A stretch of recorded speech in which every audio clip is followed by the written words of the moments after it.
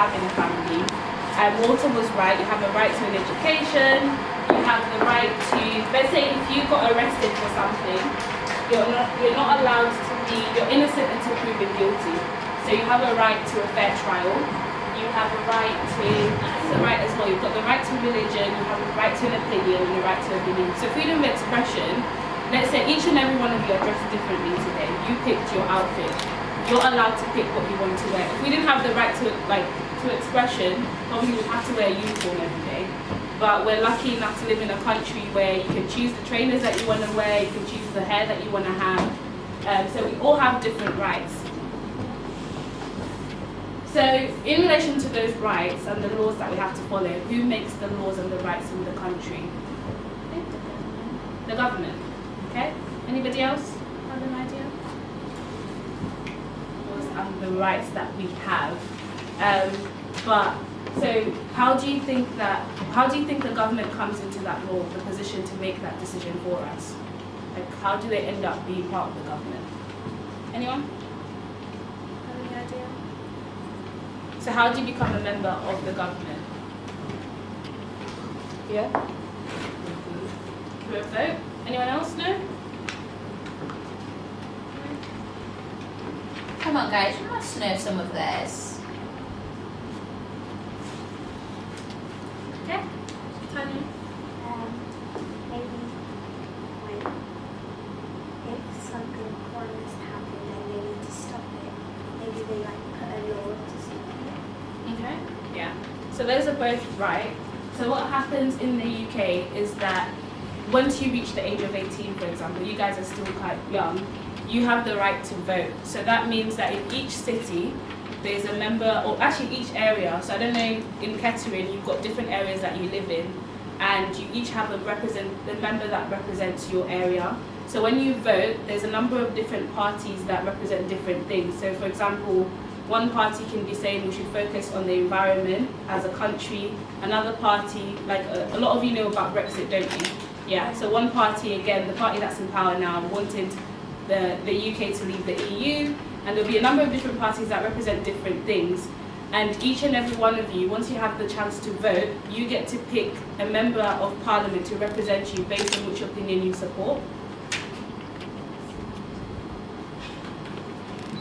So, to exercise, practice how voting goes, I'm going to do an icebreaker with you guys. So on the screen, you can see there's 3 different opinions. The first one is 11 to 13-year-olds should be home by 6 p.m. and 14 to 16-year-olds should be home by 10 p.m.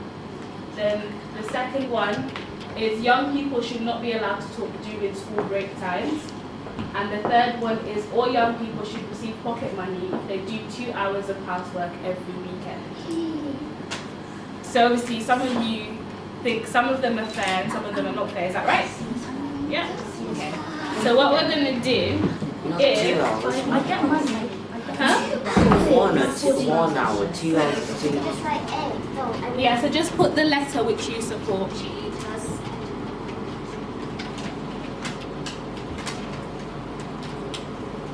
far, it seems that the majority of people picked C. So who didn't pick C? Don't put your hand up. So the same when you voted, what normally happens is like you can see in that picture, there'll be a ballot sheet where you get to tick which one you want to support, and then you put it in a box.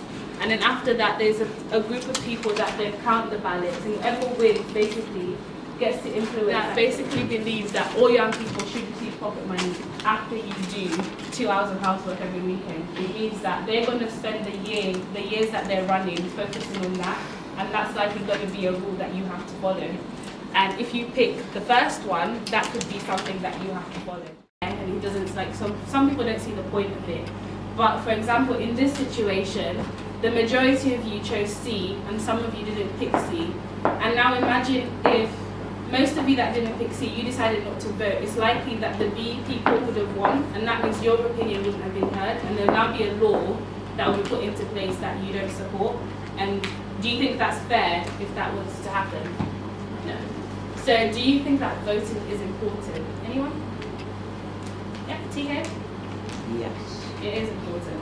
So stop and search is actually a law in the UK that obviously whoever was running when the law was created decided that they felt that it needed to be done. But do you know who the most likely person to be stopped and searched in the UK is? Yeah. Pardon? Speak up. Thieves. Thieves? Anyone else? Tina? Speak up. Yes. Okay, so she said black people, and she is right.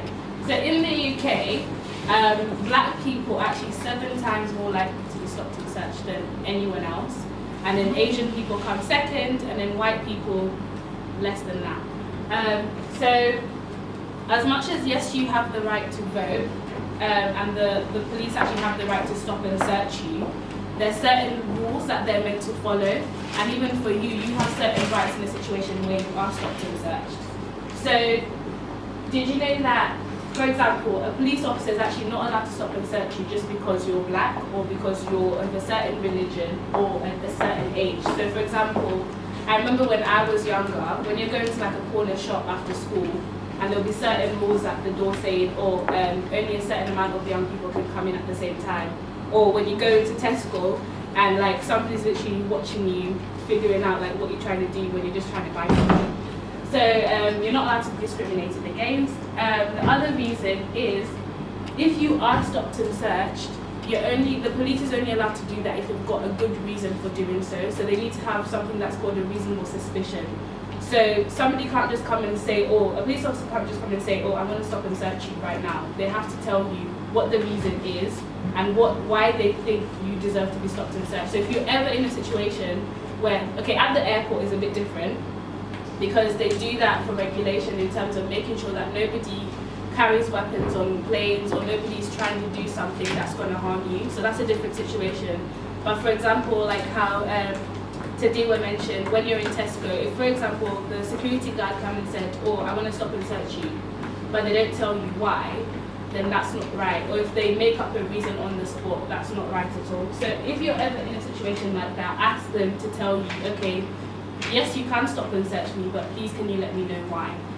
Then the other thing as well, apart from letting you know the reason, they have to let you know who they are. They have to let you know their badge number. So does everyone know like how police officers have badges? You've probably seen it in movies, right? Yeah. So they have to let you know what number they are in terms of their badge. The other thing as well, each police officer has a station that they're allocated to. So probably in Kettering, you've got a number of police stations, like depending on the area. So each area has so they need to tell you which area they're allocated to in terms of station and what exactly they're looking for.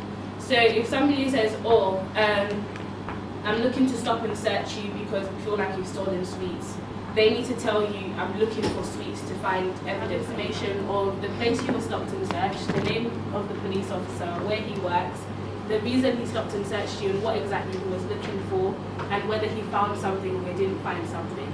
Because it's very easy for somebody, let's say if you didn't know your rights right now, if you were stopped and searched, would you know that you need to get a receipt, or would you just walk away and forget about it?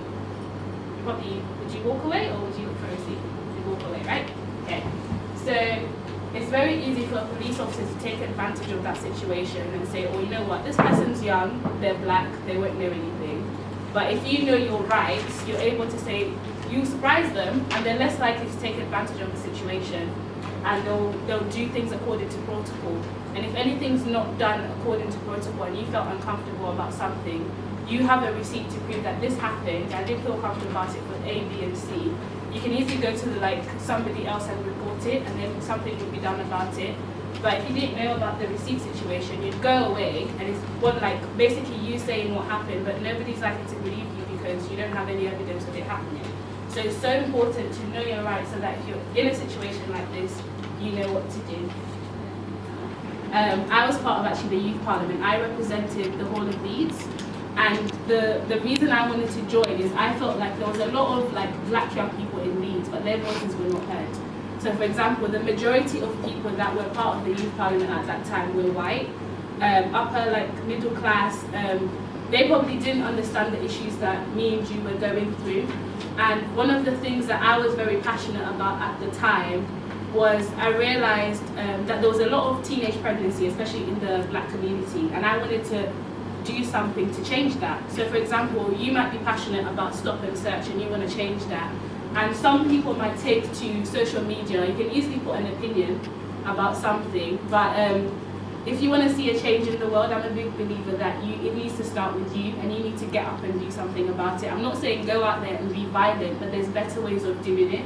So for example, if you were interested in changing the law for stop and search, you yourselves can actually run for the youth parliament. And like, there's a group of you here. Let's say if one person ran, like Tina ran this time around, she's already got a number of you that can relate to her and can support her and vote for her, and she'll be able to represent you and stuff. Then the other thing that you can do is you actually have the right to speak to your MPs in your areas, and they have this thing called surgery. So for example, when I actually was a member of the parliament, I had the right to run surgeries where, like the way we're gathered here today, you guys can come and tell me the things that are affecting you. So I keep talking about stop and search because that's what we're referring to right now. So if stop and search is the thing that's affecting most of you, you can come to me, and then I know what I can do to change that and influence it. And one of the cool things about the youth parliament, if you watch the video of how the laws are made, it talked about something called the House of Commons. Do you remember? Yeah. So in the House of Commons, MPs gather mostly on a daily basis, and they debate on an issue. So for example, if most of them are saying, oh, stop and search should be banned completely, and the other are saying, no, it needs to be increased, and there needs to be more protocol in relation to it, they have to debate and at the end vote of what they should do and what law should be in place of it. So as a member of youth parliament, you can actually go to the House of Commons and debate with other members of youth parliament from all around the world. And it's actually on TV as well, which is another cool thing. And your opinion actually gets heard. So the thing that's voted at the end, they actually place a law and a bill to make sure that that law comes into place. And you get to debate in front of people. So they pick, I think it's 13 people, they can stand at the podium, and you can actually speak up for the people that you're representing. So that's something. The other thing is, if you don't want to run for youth parliament, that's a bit too much for you. If you have an MP, so does anyone know the MP in their area?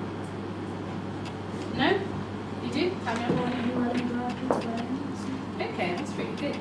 So it's so important to know the MP in your area, because as much as, yes, there might seem like this daunting older person that doesn't know, can't relate to you, you can make a difference by going to them. So they normally have an office probably near you. You can go to the office and tell them to say, okay, I'm not happy, for example, if you feel like you guys need a new playground in your area, or you feel like something in school needs to be changed, like you need more books, you can go to the MP and tell them, this is how I feel, this is what's going on, and they will listen to you. So you guys need to find out who the MP is, like, of your area. And remember, I said, can you follow me on Instagram? You need to inbox or DM. On Instagram is DM, isn't it? Right. DM me your MP for your area. Like, Matthew, do you know who your MP is? No. So if you DM me, Matthew, same thing. DM me who your MP is. Okay? You can also email them or write them a letter about anything, even if it's just an opinion, anything. Yeah. You're entitled to have an opinion. Even if it's a question, actually, yeah. Yeah, even if it's a question, and they've got the right, like, you've got the right to get an answer from them as well. Like, I had an experience with the MP. That's why I know the MP for Kettering. And my passport, so I was due to travel. Those of you who follow me, I travel a lot. But there was a time when passports were delayed in being released. I think it was like the summer of 2014, and passports were not released. Like, I don't know, there was a delay in producing passports. And I had a conference to attend in Switzerland. And I wrote to my MP, like, I think it was like 3 days before I traveled. And I got my passport within a day, because he was able to contact the passport office to say that I've got a, what am I called? Someone who lives in the constituent, a citizen in the constituents, who needs to travel, and she's got an important conference to attend. And I was able to travel with my passport, so I got it like within a day. So they are useful. If you go to them, they are very useful in the masses that they can influence. UK that you know now, like in the UK? Huh? Labour, Green Party, the Green Party, UKIP, UKIP. How can you know EDL? English Defence. Are they a party or they're just a movement? They're a movement, yeah. They're a movement. So EDL. So what is EDL? English Defence Together. English Defence League. To spend your Saturday getting empowered about politics, and now you're gonna go on and start certain conversations with your parents, with your friends, with your teachers. You know, it's really key that you have that commitment. It shows that you're committed. Because what are some of your friends doing? What are they doing? Sleeping.